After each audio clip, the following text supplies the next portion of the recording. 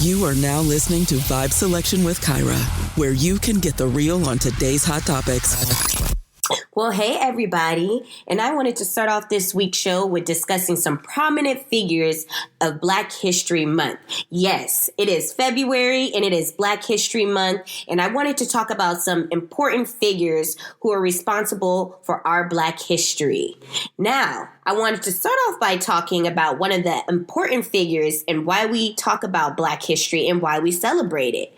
Well, let's get to know who they are. Carter G. Woodson, who is an American historian, author, journalist, and founder of the Association of African American Life and History. He was the trailblazer for Black History Month, but originally Carter G. Woodson set Black history for a week in 1926 and held the second week of February to celebrate Abraham Lincoln and Frederick Douglass's birthdays, calling it Negro History Week that was held in D.C. Carter G. Woodson was the second African American to receive a PhD in history from Harvard. Carter G. Woodson felt his role played a pivotal part in the use of Black history and culture as a weapon in the struggle for racial uplift. In 1916, Woodson set his sights on D.C. and created the study of Negro life and culture in order to make Black history accessible to everyone. Woodson's goal was for whites to understand that Blacks played an important role in creating America and should be treated equal as citizens. And in 1976, Black History Month was created. And did you know that America's first Black millionaire was only 12 years old? Yes, that's right. Sarah Rector, born March 3rd, 1902, on Indian territory. Her parents were owned by Creek Nations before the Civil War. Over time, Sarah, along with 600 other Black children, were entitled to land allotments as enslaved children belonging to the Creek Nation. However, those allotments proved to be worthless, and soon Sarah's father could no longer afford the $30 annual property tax. Sarah's father soon leased the land to Standard Oil Company, B.B. Jones, that brought in an income of $300 a day. By 18, Sarah and her family left Tuskegee to Kansas City, Missouri, and was a millionaire by then, owning stocks, bonds, boarding house, and a bakery called Busy Bee Cafe in Muskogee, Oklahoma, and 2,000 acres of land in prime Riverfield bottomland. And that is your Black history for the week. Well, welcome everybody and happy Black History Month. Thank you for tuning in to another episode of Vibe Selection. I am your host, Kyra, and today I have joining me life coach Megan Colleen Johnson. Megan is also a creative consultant, space holder, and is a trained life coach with Beautiful You Coaching Academy. She also hosts her own podcast called the Reclamation Podcast and has 8 years experience in creative marketing consultancy. Today, I have Megan on with me to discuss how life coaching on a spiritual level can help you reclaim your own power. So before that, I kind of want to talk about why this topic is so important to me. So I will start off by saying over the last 5 years or so, I've had to reclaim my own powers that I have lost over time based on, situations from my childhood that I had to figure out. And by incorporating spirituality, I have been able to heal old wounds and new wounds for the long term. And I feel like spirituality is especially important when it comes to life coaching because you're able to look within yourself and tap into your unconscious for the answers. And Megan, I kind of want to ask you one of the similar questions, and that is, what connection to spirituality do you feel like you hold, and how do you incorporate that when it comes to life coaching? Yeah, I love that. That's such a great question. So first off, thanks for having me. Thank you so much. This is so fun, and I'm excited for what we're going to get into. So absolutely. Yeah. So what the connection that I have spiritually. So I feel like recently I have just had a deep connection. My word of the year I chose this year is Gaia.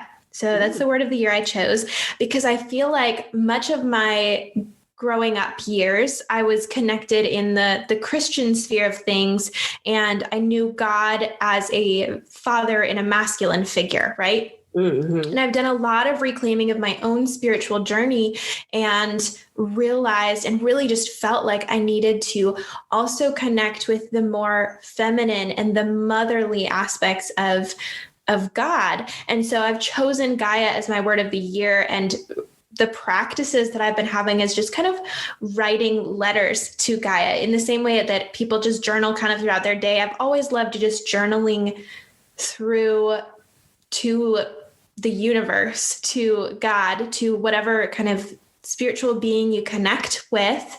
And so I've been journaling to Gaia, and it's just a really beautiful practice for me to come into touch also with my intuition. It was really beautiful. I was actually in a conversation with a friend earlier this week, and she shared like her understanding of the universe, of God, is our intuition is also part of that. Like the divine is within us. And when we connect to our intuition, we're also connecting to God. When we're connecting to God, when we're connecting to the universe, when we're connecting to the earth, we're also connecting to our intuition. And so for me, just that practice of daily journaling is really beautiful, as well as I love candles and I love crystals and things like that, just tools that allow me to come back into my body. I think that's a big thing for me is earth and grounding. I'm very, very connected in those spaces. And water. I do love swimming. Swimming is great. But right now it's very cold where I am. So there's not a lot of swimming happening. So yeah. Does that answer your question? Yeah, absolutely. So I kind of want to backpedal a little bit, and I want to start from the beginning. So to understand how you've come to where you are today, you always have to start from where you started off. So tell me a little bit about your background and where you're from. Absolutely. So where I'm from, I love that question. Not that many people ask me that, actually. Where I'm from is I'm actually from the Upper Peninsula of Michigan. So not the mitten part, but the part above that. And I'm from the middle of nowhere, grew up in the woods, on lots of land, not that many people around, very small, very, very small town. I grew up in a very conservative Christian environment. I was homeschooled all the way through high school. And so I was very I think that honestly infused me with the spiritual connection that I have because I was around nature so much. That's really where I found a lot of my spiritual connection without even the church. Like the church is where I learned a lot of rules and a lot of the biblical teachings, but I really developed my own spirituality outside of that without even realizing it at the time. So yeah, I grew up in the evangelical Christian church, went to an evangelical Christian college. And after that time period, that's really where I started the incongruencies that I was experiencing in my life just kind of started to unravel. I just, pieces of my life and belief system that felt incongruent most of my life just it reached a head. I could no longer live with that incongruency. And so that's kind of where I started reclaiming my spirituality, peeling back some of the layers of, how the church puts forth different rules and beliefs, started learning. I read the book Mary Magdalene Revealed, which is so good. I know I listened to an episode of your podcast before this, and one of the people talking had mentioned Mary Magdalene's gospel and, got into all of those different pieces, got to see what spirituality could be outside of the small box that I'd grown up with. And yeah, that's really what led me to where I am today. And I'm sure it will continue to grow and develop. And I feel like I'm at the beginning, honestly, of a lot of my woo-woo nature. There's so much more that I get to lean into now, and that I get to explore, and that I get to see in other people. It's so beautiful to recognize and to see the different levels of spirituality now. The whole world, when we look across the world, there are so many different ways people connect to their spirituality and how they connect to the earth and how they connect to Mother Nature. So I'm really excited just to continue that journey for the rest of my life, really. But yeah. That's awesome. Okay, so I do have to ask you this question. Now, I know you talked about how, you kind of grew up in a really religious background and that you kind of found your own way when it came to spirituality. But do you feel like religion and spirituality go hand in hand, or do you feel like there's a difference? Because a lot of people feel like when you dabble in, if you don't believe in religion, then you can't believe in spirituality. But people also need to understand how, even if you don't believe in religion as opposed to like Christianity, Catholicism, or whatever it is, that doesn't mean that you can't find a purpose within spirituality that is greater than religion. So do you feel like in that context that spirituality goes above and beyond religion, or do you feel like they're all correlated as the same thing? Oh, that's a good question. Honestly, the first thing that came up for me was religion to me feels like a social construct. I think we all have this spiritual nature inside of us, and we all have an intuition that has guided us. But really, I think it's all of those layers of capitalism, of patriarchy, of white supremacy that has created these religious structures to create hierarchy, to put rules and regulations around something that was never meant to have all of these rules and regulations. That's my personal belief, and that's what came up for me when you were sharing that question. Because, I feel like the most free people and the most deeply spiritual people actually live more loosely with their spirituality than within the religious. I think you can be religious and spiritual, but I don't think you have to be religious in order to be spiritual. Yeah. I would totally agree with that assumption because, when I started to get into spirituality a lot more, a lot of people I got a lot of back push about it. Oh, so you don't believe in God anymore? Oh, you don't believe in Jesus Christ? And it's like, no, I definitely believe in all of those things, and they're not disconnected from each other. But a lot of people feel like if you don't stand for religion specifically, then you stand for nothing. And there's so many people that go through life and they're disconnected with the divine, the divinity, because they're not able to take more of a spiritual approach and realize that, spirituality goes beyond organized religion. So that's something that I definitely kind of wanted to dive in to see your idea on that, which is great. So I also wanted to get into how you talk a lot about reclamation. And I know that one of the things that have come up for you was reclamation queen. So what exactly is a reclamation queen? Yes. Oh my goodness. So good. So to me, a reclamation queen, and queen is really just what I've chosen, but really, you can choose whatever you want to fill that in with. It's just being like a sovereign reclaimer. So taking ownership of your own power and reclaiming the aspects of your life that you desire to. So a reclamation queen is just that. It's someone who has chosen to reclaim and to reinvent the parts of their life that are not feeling good. They're taking ownership of their own journey instead of passively allowing life to happen to them. So many of us, we get caught in the cycles of what our culture has pushed forth for us. There's so many narratives, there's so many beliefs, there's so many social constructs, and it's so easy to just kind of go with the flow and let people dictate to us what we're supposed to do and who we're supposed to be. And so to me, a reclamation queen is just someone who has chosen to say, actually, I'm going to learn to reclaim myself. I'm going to get to know myself, and I'm going to take ownership of the power that I have, which the power that I have is I have power over myself.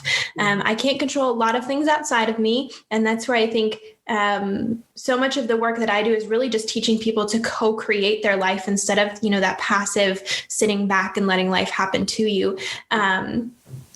And it's a dance with the universe. We can't control everything, but we can control ourselves. And that's kind of a simple explanation of what a reclamation queen is. And I don't think it's something that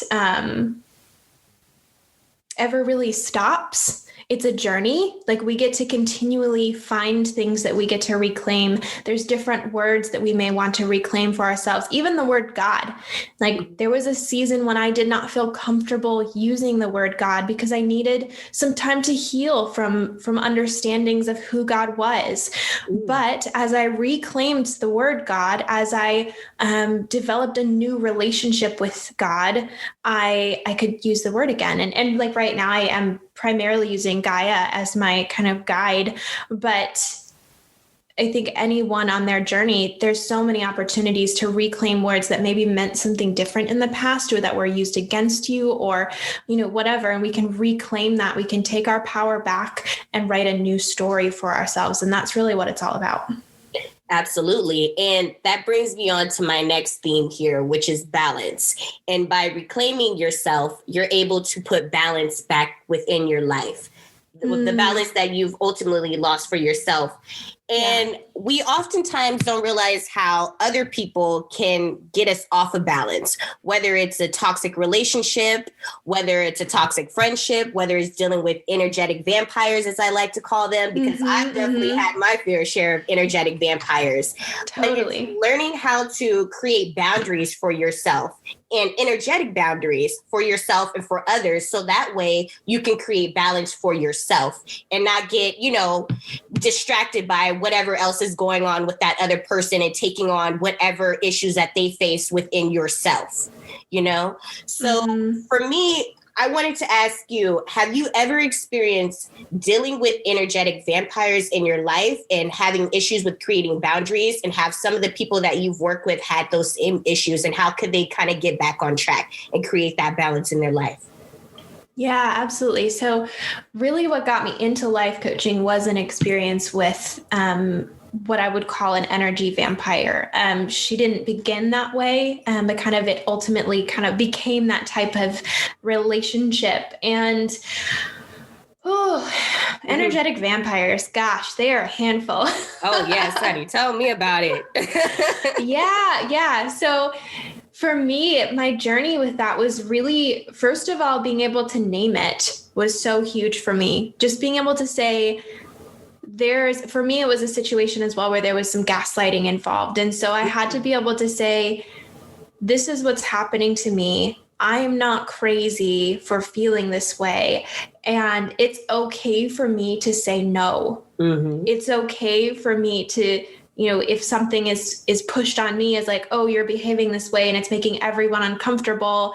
Even like I was able to say, actually, that's not true. Thank you for sharing your perspective, and leave it at that. And that's okay. And that was so scary. Oh my God. Gosh, sometimes those simple conversations can be terrifying when maybe you've stayed in a small box for a long time and you've been taught that in order to be a quote unquote good person or a good woman, you are supposed to be kind of small. You're supposed to be kind of meek, and you're supposed to be nice and say, I'm sorry a lot, And so being able to say, no, well, thank you for sharing your perspective.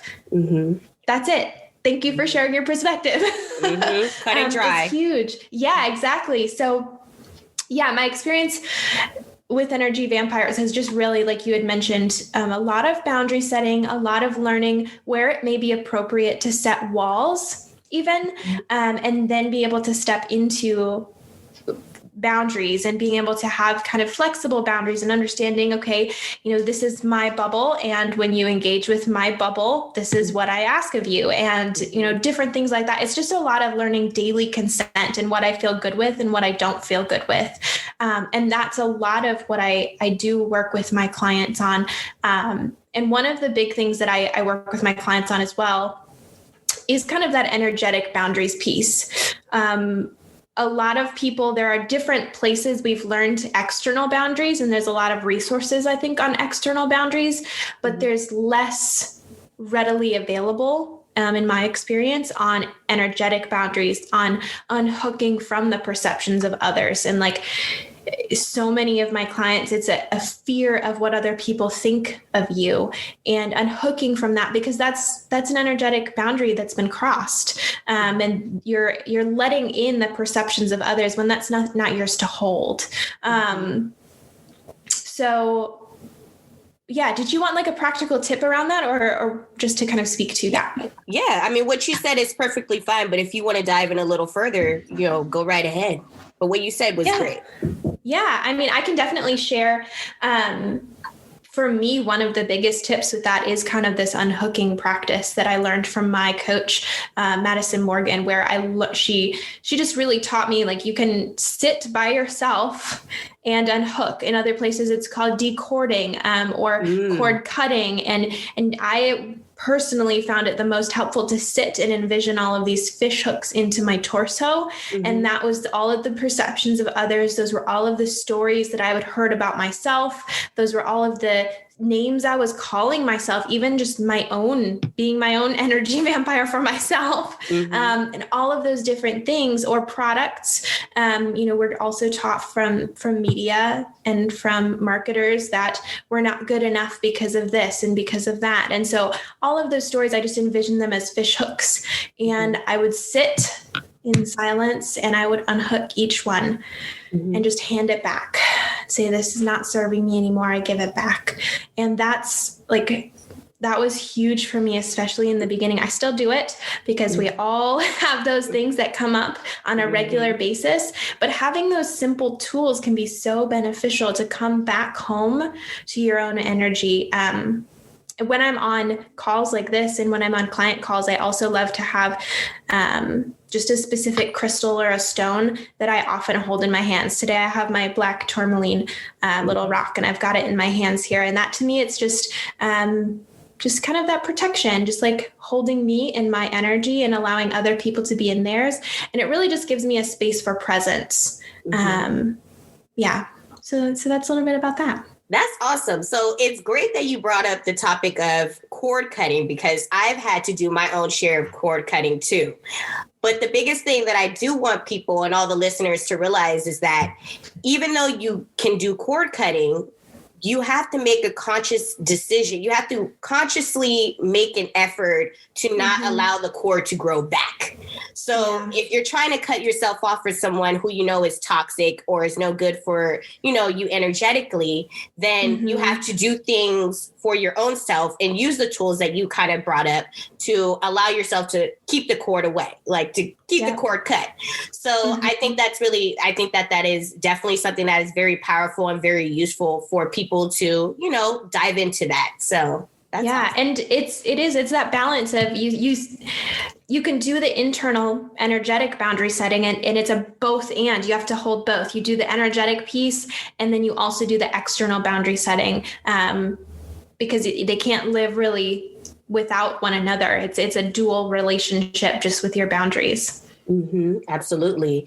Now, I was listening to one of the episodes that you were on, the most recent one, and I heard that as a creative consultant for marketing, one of the pivotal points for you was seeing the partnership that you were in as being a very manipulative situation, and realizing that through a lot of your life through experiences throughout your life, you've been manipulated. So what are some things that you've experienced, and what are some steps that you took in order to heal those past wounds in that partnership in order to lead you to want to become a life coach? Yeah. Oh, that's a deep question. That's really good. So for me personally, it was definitely a pattern. And honestly, the manipulative patterns I think that can come up in our lives are often due to boundaries. For me, I had manipulation present even in my early childhood and developing years. So it was something that I, at that time, was unable to set boundaries, much less did I know about boundaries. So it was really a pattern that started at a very young age. And then because I had not learned and was not taught a lot of self-help or self-development tools, even just to be a solid human, that pattern continued. Because again, I didn't know boundaries. I didn't know what it looked like to be in right relationship. I didn't know what healthy intimacy looked like with friendships.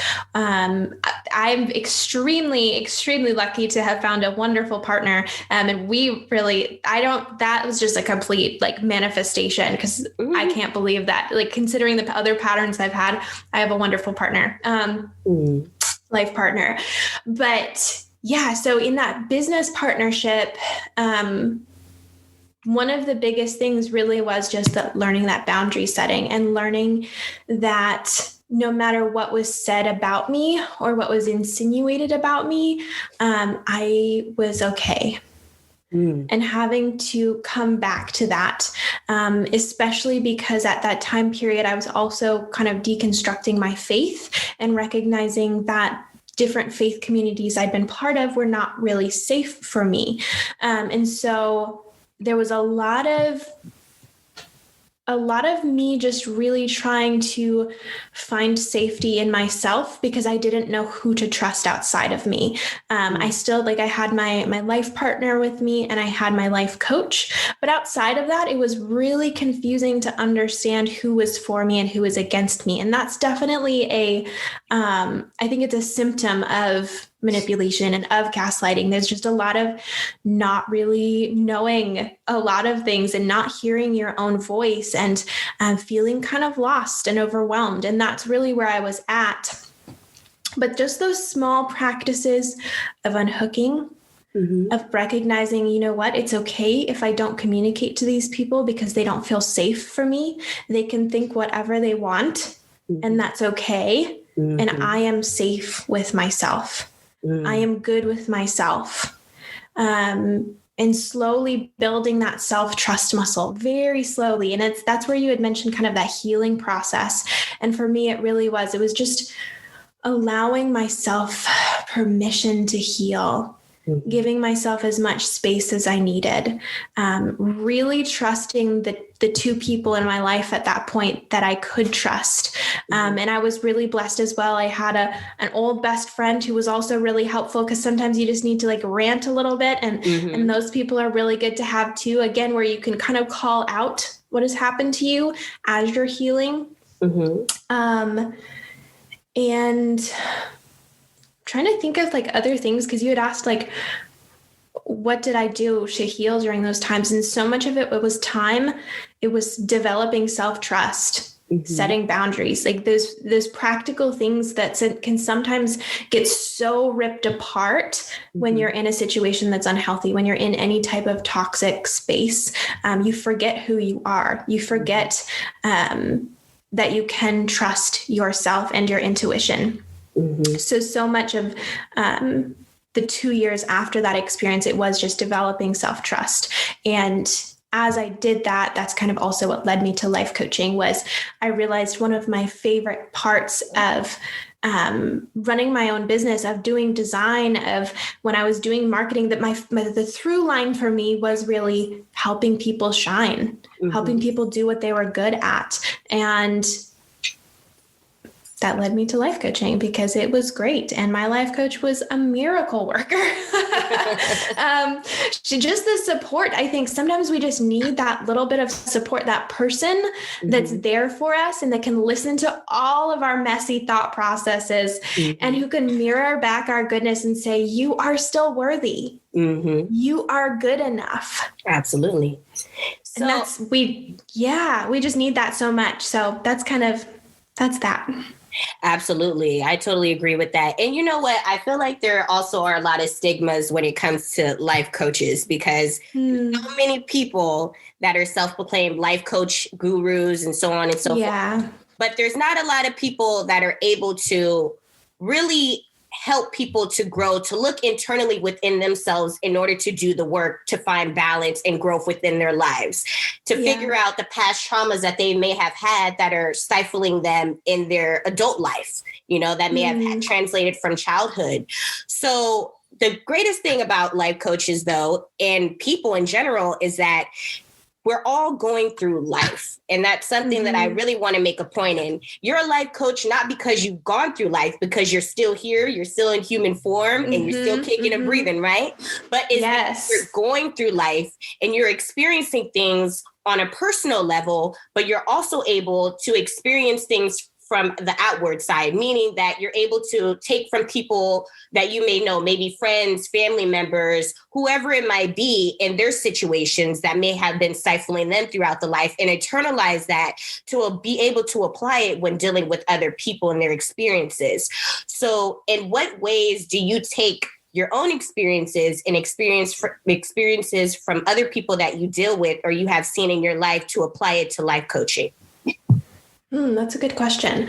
So I think in some ways, so I did life coach training through Beautiful You Coaching Academy, and I'm also currently doing an additional kind of education piece. I think, we're always learning new things, and I think it's so important to continue learning.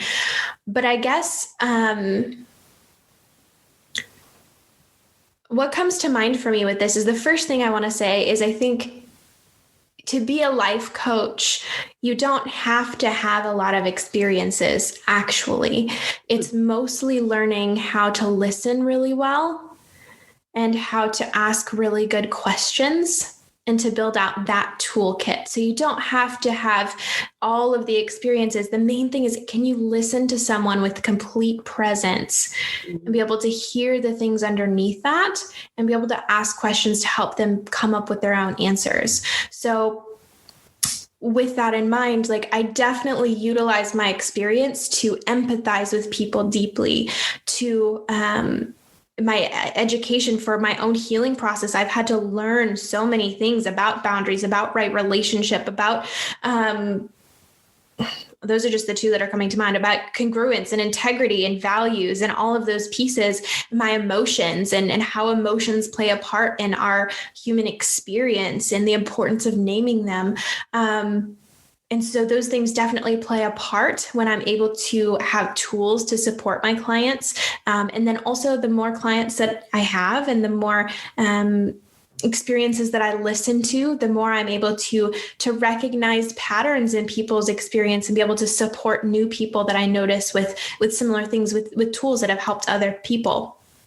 But definitely I come back to that framework of listening, I think is the most important thing that I seek to develop when it comes to being a life coach. Because that's the foundation, I think, is just listening and being able to hear what people are saying and be able to hear the different nuances within people's conversation. And I know you said that as a life coach, you really try to take the role in having people look within themselves in order to find the answers that they hold in their subconscious. But have you ever come across someone who is struggling to do the inner work in order to reclaim their power and their voice or the obstacles that they face in their life? Oh, we all do. I think we all do. Definitely. Most people that I work with who've never worked with a life coach come to it from a place of, I've never really done something like this. And it's a lot of just helping them to learn to hear themselves. So how do I feel? What do I need? How can I meet my needs today? Just listening to their small cues that their body provides so that they can connect and so that they can start searching within. But I think we all struggle with this to a certain degree because there are so many external stimulants that we have. So kind of coming back to that place. And that's why so many people are into meditation and grounding, because we all need it. And so when we start to ask those questions of ourselves, the more present we can learn to become with ourselves, the more I think the more we can start to unravel those pieces and reclaim the pieces of ourselves that are just waiting to be uncovered. So that's my personal answer to that anyways. So I want to get on to the theme of trauma. Now, one of the biggest concepts that come to me spiritually that I've experienced when dealing with other people is that there's a lot of trauma that they've faced from their childhood that they've carried on to their adult life, whether it is self-limiting beliefs by a parent who is maybe verbally abusive, physically abusive, having an absentee parent, someone that is suffering from depression or anxiety. And I'm pretty sure there are also people that are listening right now that may have experienced some of these same traumas in their life. So what are some ways that others who are experiencing these issues can reclaim their own sense of power due to traumas on a spiritual level? Yeah. So the first thing that I definitely have to say is, as a life coach, I'm not trained to support people through trauma. So that feels like the very first thing I can share from my personal experience, what I recommend, but this is definitely not in a professional capacity. In my personal experience, when moving through spiritual trauma specifically, the key thing that I would recommend is making sure you have a support system. Mm-hmm. I know for me, when working through spiritual trauma, there was so much uncertainty in the people that I could trust, like what I'd been sharing earlier. And so I really needed to make sure that I had a support team that I could count on, that I could take my fears and my grievances to and not have to fear their judgment. Because when we're asking spiritual questions, when we're dealing with spiritual trauma, people get pretty fiery about it. And making sure you could have that support system is so important. And that would be where I would include having a trauma therapist support you. I had a life coach and I needed to get some therapy support. I think there's a lot of pieces. That's where I think it's a support system. There's not really one piece. I also had a chiropractor because there were a lot of bodily things that were happening to me. It was my trauma coming through in my body.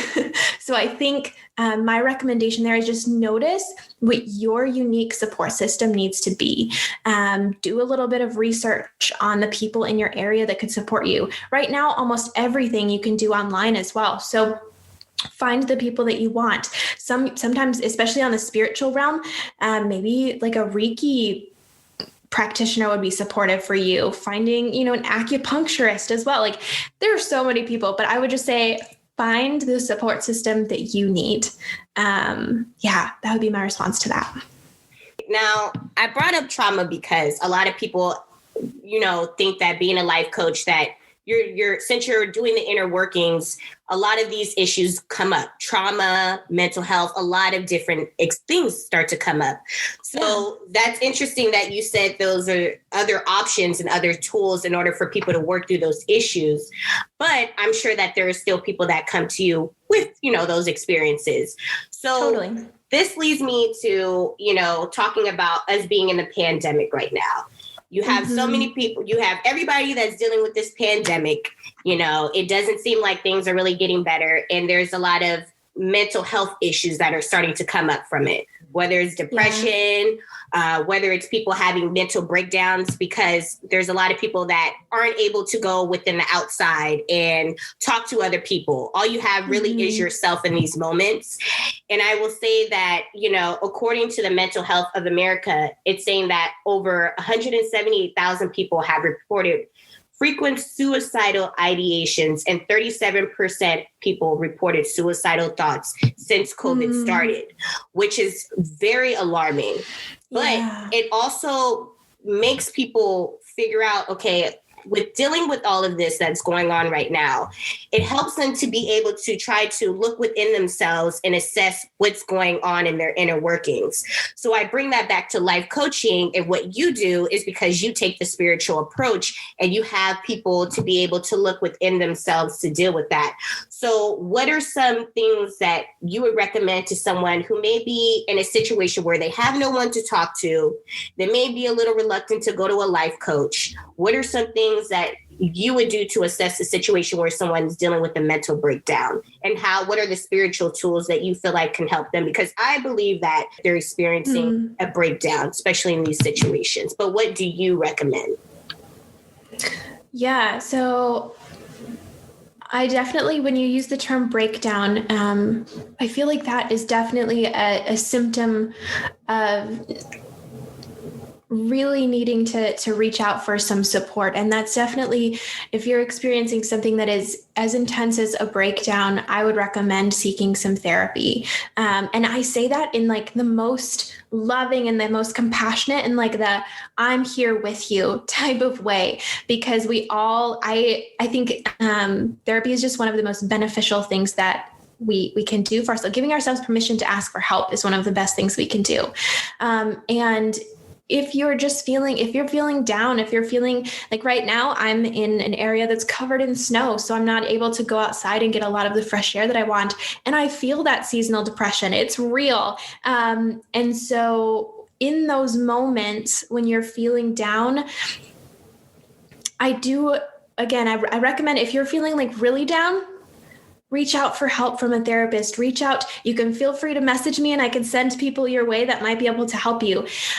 If you're in a place where you're like, I can still see hope and I can still like feel that I want to move towards better things for myself, that's where maybe a life coach would be a great option for you, where I help people work towards specific goals. We set goals for ourselves that can be like, I just want to feel happy every day. I want to wake up feeling alive every day. A life coach may be a great option for you. Or I want to feel creative every day or do something creative every day. If that lights you up, then that's a sign to me that maybe life coaching would be good for you.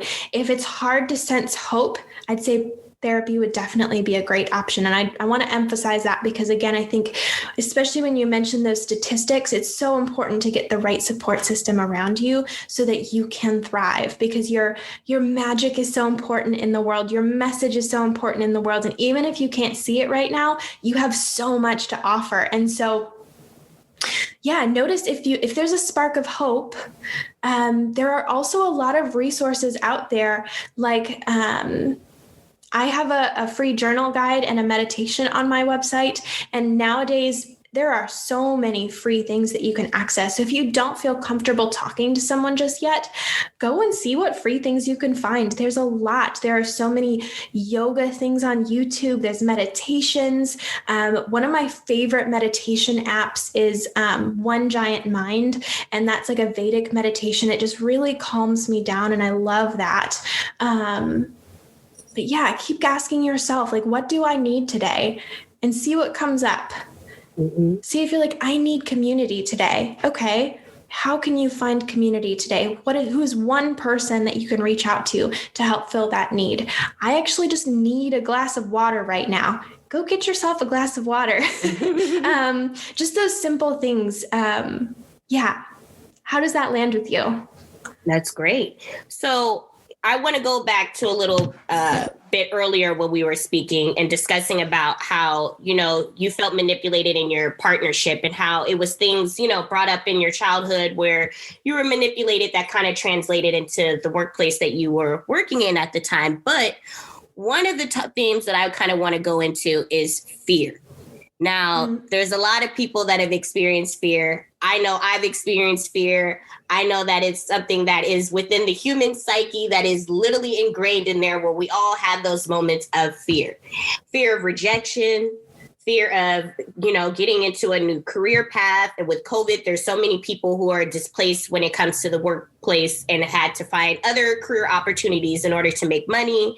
And that can be very, it can be very challenging for a lot of people. So in having fear, sometimes you stifle not only your growth, but your voice. And that's something that I've stifled throughout my years in my life, is stifling my own voice, being fearful of what other people think. And I think the human ego is so wrapped in, us caring what the perception that others have of us, or what their reaction is going to be if we say things in the wrong way. And so I've had to work on that throughout my life. And now I'm in a position where I actually host a podcast where all I do is talk. So it's me exercising that and having this podcast where I'm exercising, talking a lot in order to get over those fears that I've had. So have you experienced any fears in your life? And have you experienced anybody else that you've dealt with, that have had these same type of issues where they've been fearful? What are some examples, if so, that you've dealt with that you can talk about when dealing with other clients and dealing with their fears? Yeah. Oh gosh. I think fear comes up every day for all of us, right? I'm trying to think of like a specific example of fear. I think one of the things that stood out to me that we've already talked a lot about a little bit is just when you use your voice, when you start setting boundaries, or when you start communicating with people just in a different way. It may not even be like having a deep, boundary setting conversation, because sometimes I think we make things into bigger deals than they need to be. But even if it's just a conversation that's different, perhaps you're just maybe you're holding back a little bit on purpose from someone who does not feel entirely safe. And that's a very valid option. If someone doesn't feel safe and you're like, okay, I'm actually not going to overgive in this relationship because I know this is someone that I don't desire to give a lot to. And that approach may just throw someone off a little bit, and it can feel really scary. Like, how is this person going to respond if I'm choosing to show up a little bit differently? And I think those fears are just so important to honor and to validate, because they're there for a reason. They served us at one time to let us know that something was not safe. And when we're choosing to move through the fear and to take an action, that's a beautiful thing. And it's real. Like I think of what's coming to mind for me is like I've seen people model this as like a circle. So we've got a circle that's kind of our bubble of safety that we're comfortable with. And oftentimes the things that we most want are right outside that circle. And it can be so scary to just step slightly outside that circle. But once we do that, then our circle expands and it actually feels more easy. It's like more comfortable. Like, oh, okay, that wasn't as bad as I thought. I'm still alive. Mm-hmm. I'm still here. Mm-hmm. And then the next thing that we want, or the next beautiful thing that we desire for our future, it's outside of our bubble again. Kind of like starting a podcast. At one time that probably seemed impossible. And now you're like, I got this. Mm-hmm. I do this all the time. Exactly. And it feels easier. Yeah. It's like getting on a bike. It's so scary. And when we first honor that and say, this is a new thing for me, this is a big deal. I am choosing to step outside of my comfort zone and create a new future for myself that is bigger and better and more beautiful. That's pretty badass. Like, I just want to honor that in myself and honor that fear at one time served me. And now I'm going to break through it. And then we do that and we exercise that. And then it just makes our life a little bit more expanded. Yeah. Does that answer your question? I don't like to give specific client examples or anything like that, but I feel like for me, that's really what I've learned and what I've seen for people is we just have this opportunity when we experience fear to notice where it's coming from, to notice if it's safe or not, to notice we want to break through that. There's lots of choices, but ultimately when we choose to step through that, most of the time we get to experience a more expanded future for ourselves. And I think that's really beautiful. No, yeah, absolutely. What you said was great, but I also like to hear some of the client examples. I know that there's kind of, the whole thing where you're not being able to tell everybody, what everybody's doing when they're working with you. But, I like to hear them because there's so many other people that could be experiencing those same issues. And by you kind of giving those examples, it leads them to be able to figure out how they can work on themselves, to realize that they're not alone in whatever struggle that they're experiencing in their life. But, overall, yeah. But overall, that's great. Okay, cool. Yeah, I can share. The thing is, I just don't like to share client because it's confidential as much as possible. I can share some kind of just generalized examples of fear. And specifically from clients who have approved external testimonials. One of my clients this past spring, she decided it was really, really interesting because she had decided and almost kind of prepared to leave her job even amidst COVID because she recognized it was not the environment she wanted to be in anymore. Mm-hmm. And it was so beautiful because even when she made that choice, she was, ready to expand. Mm-hmm. Her job actually got cut. So, but because she had already been doing that inner work, she was already prepared and she started her own business. And it was just really beautiful to kind of witness that expansion for her, even though it was scary. She really stepped into it really beautifully. Trying to think of some other specific examples from COVID. A lot of my clients just during COVID, it's been an ongoing roller coaster ride of fear, of uncertainty, and navigating that. So in a generalized sense, a lot of it has just been coming back to self and coming back to that inner groundedness and inner stability, even when the election feels crazy, even when COVID feels crazy, when family members, when there's tension at home, like how to come back to that inner stability. And that's been a huge thing for a lot of my clients this year. There have been a lot of big goals that people have been working towards, and there were a lot of goals that actually needed to slow down so that they could just come back to themselves and say, like, I am enough. I'm good enough right here and right now, and I'm safe with myself, kind of coming back to that, like, I'm safe with myself. In a world that's chaotic, like what we're in right now, that's so big to be cultivating. And that's definitely the biggest theme for my clients that I've noticed this year. On top of that, though, like I'd mentioned, there were also a lot of clients that worked towards some incredible goals that it was an honor to witness. Just even things like being able to show up and juggle work when it's shifted. One of my clients she was a teacher, and learning to juggle that, because teachers got a lot dealt to them this year. It was a crazy, it still is. And learning to juggle that and still be able to make space for yourself. And that was a really beautiful goal and a beautiful unfolding that I was able to witness and be a part of as well. Does that answer some of that? Oh, absolutely. Yeah, it's perfect. So, okay, when someone decides that, there's things that they struggle with in their life and they want to seek out you and your expertise as a life coach, what are the steps that you take in order to kind of help them in their situation? So when I have a client first come to me, one of the very first things that we do is we do set goals together. I like to have something that we're moving towards. So when someone comes to me, we talk about what feels sticky, what in life just doesn't feel good right now, and what do you want to change?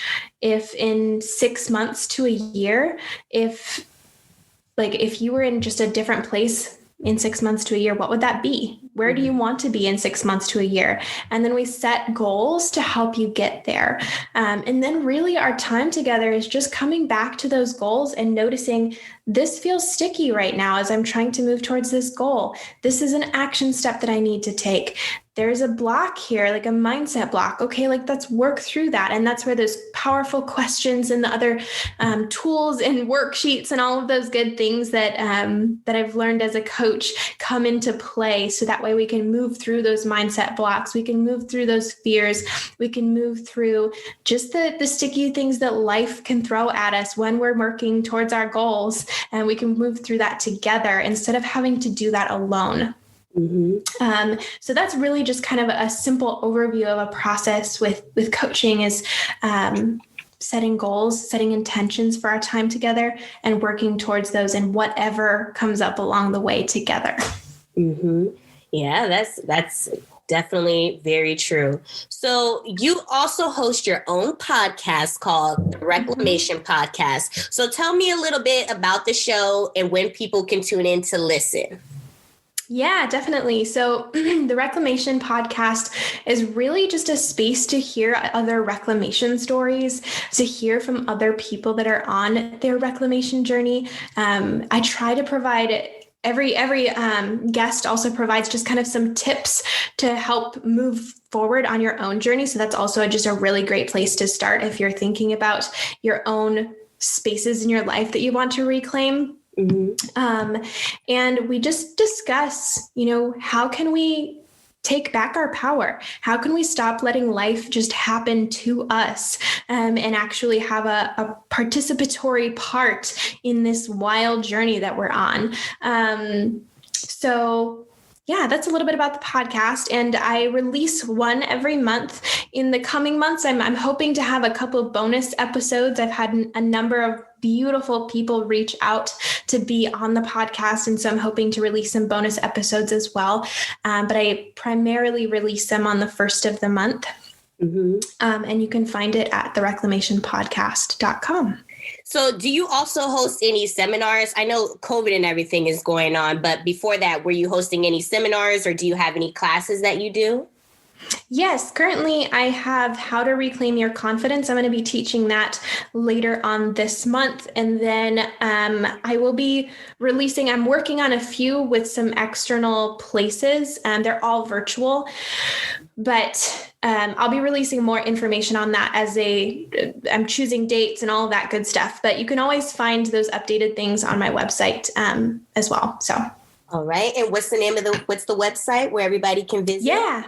Yeah, absolutely. So megscolleen.com, megscolleen.com. Yeah. And that's where you can access my free meditation and journal guide as well. And you can also get the link to the podcast there too.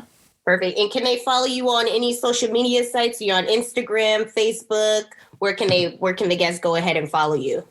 Totally. Right. So it's just Megs Colleen kind of across the board. So again, MEGSCOLLEEN. So on Instagram, it's just at Megs Colleen. I'm on Twitter and Facebook as well. I spend most of my time when it comes to social media anyways, I'm on Instagram, though I've set myself some wonderful boundaries there as well. So yeah. Yeah. Those technological boundaries.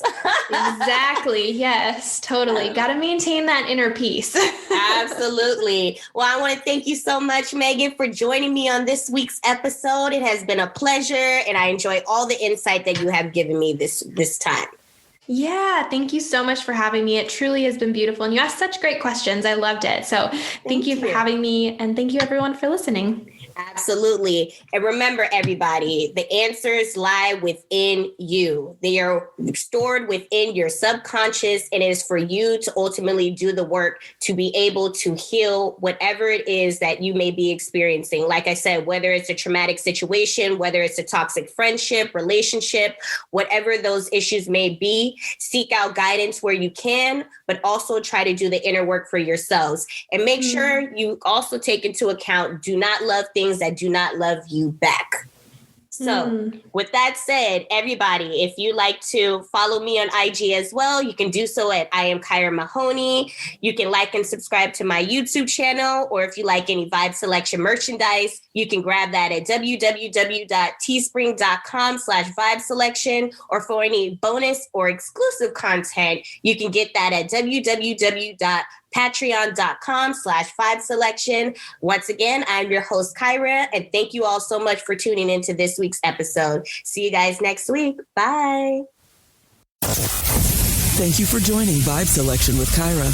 Come vibe out with us again next time and hear the latest on today's hot topics. Find us on Instagram at I am Kyra Mahoney, or donate at www.patreon.com/vibeselection.